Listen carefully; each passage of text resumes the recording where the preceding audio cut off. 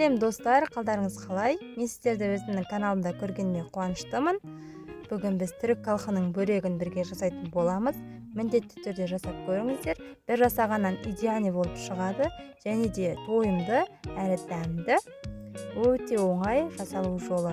Достар, міндетті түрде жасап көріңіздер. Бізге ең алдымен керекті заттар жылы сүт және жұмыртқа, сосын тұзды салып, бір жақсылап араластырып жібереміз. Араластырып болғаннан кейін ұнымызды екіге бөліп салып, қамыр илеп шығамыз.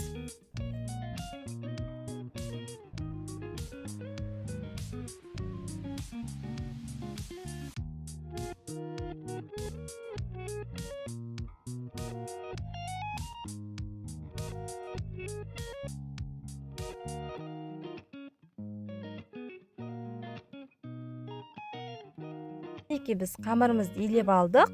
Енді осыны илеп болғаннан кейін 5 суалаға бөлеміз, яғни 5 бөлікке бөліп, тарелкеге қоямыз да бетін пленкамен бір 10-15 минутқа бұқтырып қоямыз.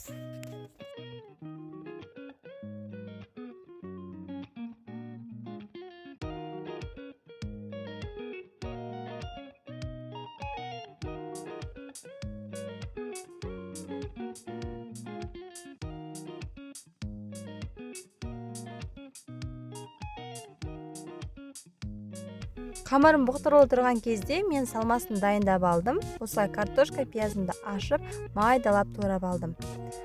Және де достар, біз фарш қосамыз. Фаршты жақсылап қуырсаңыздар да болады, қуырмай осылай қолдансаңыздар болады. Мен асығыс болғандықтан қуырмай салмасын сала салдым. Барлығын жақсылап турап болғаннан кейін араластырып тұз себеміз, және де өз қалауыңыз бойынша дәмдеуіштер қоссаңыздар болады. Мінекей, енді мен дайын болған қамырымды осылай кішкене жайып, бетін майлап, барлығын бір жерге жинадым. Достар, каждый қамырдың әрбір бөлігіне сіздер май жағып шығыңыздар. Ол міндетті. Егер май жақпасаңыздар, жабысып қалады. Сол себепті барлық бөлікке май жағып шығыңыздар. Дәл видеодағыдай жасаңыздар. Сосын оны болғаннан кейін бетін пленкамен кішкене уақытқа қойып, қайта алып, тоқтаусыз осылай ақырын тартып жіп жұқа қыламыз да бетіне дайын салмамызды салатын боламыз.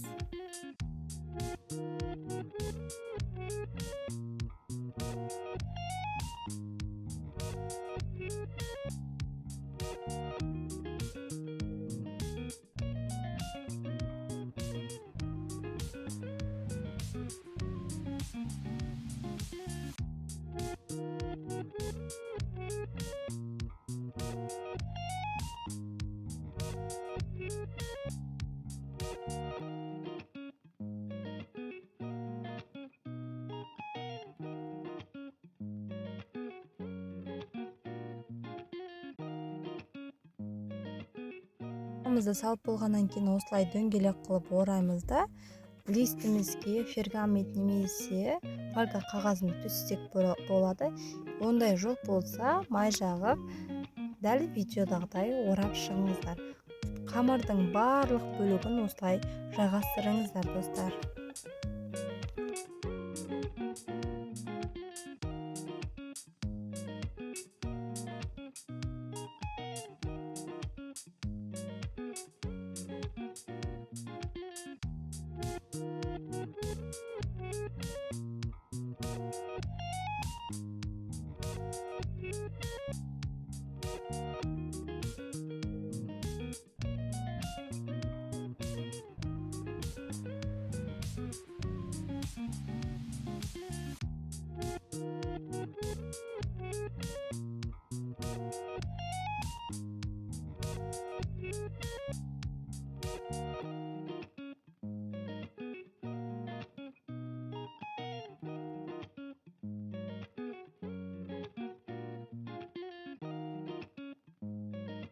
Мінекей, барлығын осылай жайғастырып алғаннан кейін біз бетіне жұмыртқаны жарып, жақсылап жағып шығатын боламыз.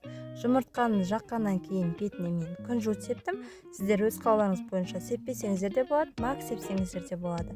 Осылай дайындап алып 180 градуста 30 минутта пісіріп аламыз. Мінекей достар, менің бөрегім дайын, өте керемет болып шықты. Қараңыздаршы, өте дәмді болады.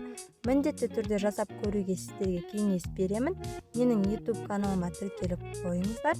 Алдағы уақытта сіздермен керемет рецептермен бөлісетін боламын. Бөректің рецебі сіздерге ұнаған болса, міндетті түрде достарыңызбен бөлісе отырыңыздар. Лайк, комментария қалдырып, мені жоғалтып алмас үшін каналыма тіркеліп қойыңыздар. Достар, міндетті түрде жасап көріңіздер. Назарларыңызға рахмет. Сіздермен болған мен Санақ Алтынай.